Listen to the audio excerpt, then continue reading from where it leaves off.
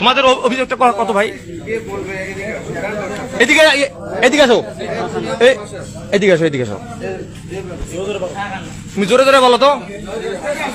হুজুর আসেন, আসেন, আসেন, আসেন, বলো তো তোমাদের অভিযোগটা কত? এক নম্বর আমাদের মাদ্রাসার খাবারের সমস্যা।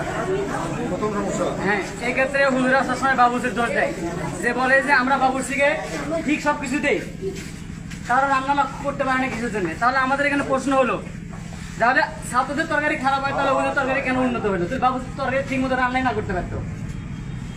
ঠিক ঠিক, বলো বলো। 2 নাম্বার মাদ্রাসার উন্নতি করতে হবে। আজ কয়েকদিন হলো মাদ্রাসার পায়খানার ওখানে কোনো একটা লাইট নেই, ছাত্ররা ঠিক মতো যায় প্রতিদিন, এমনকি হয় না যে প্রতিদিন ওখানে বাথরুম নষ্ট করে। অজুখানায় দাঁড়ান হুজুর, দাঁড়ান, আরে হুজুর দাঁড়ান,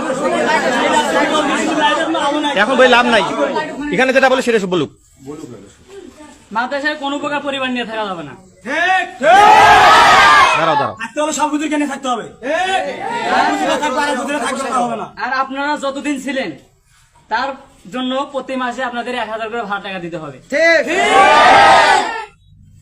মাদ্রাসার প্রতি মাস মিটিং করতে হবে ছাত্রদেরকে নিয়ে, প্রতি জামাত থেকে 5 জন করে, না হচ্ছে সেই বিষয়ে।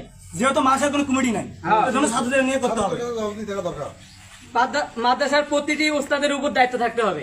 শুধু একজন আমি এই মাদ্রাসার মুআতামিম, আমি এই মাদ্রাসার সেক্রেটারি, আমি এই মাদ্রাসার সভাপতি, সেটা বললে চলবে না। মাদ্রাসার পড়ালেখা উন্নতি করতে হবে। পরেরটা কইতে যাও তুমি। প্রতিযোগিতা শিক্ষা সফরের ব্যবস্থা করতে হবে। কোনো ছাত্র ব্যক্তিগতভাবে কোনো প্রতিযোগিতা করতে পারে না।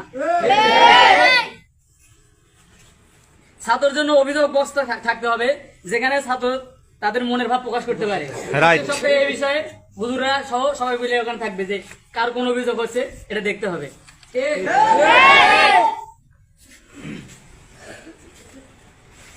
আর কোনো আছে বলতে থাকো।